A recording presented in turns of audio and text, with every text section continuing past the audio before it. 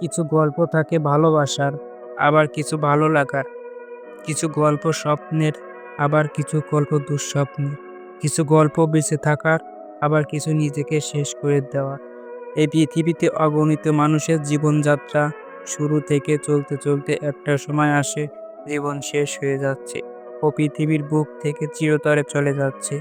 আর এভাবে চলছে যুগের পর যুগ ধরে বিধাতার লেখা প্রকৃতির নিয়মে।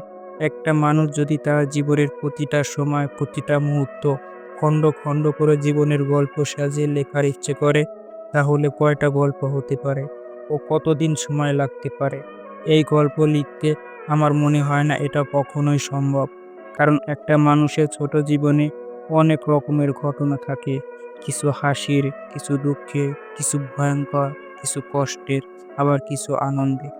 এটাই মানুষের জীবন। প্রতিটি মানুষের এই সব কিছুর মধ্য দিয়ে জীবনকে অতিবাহিত করতে হয়।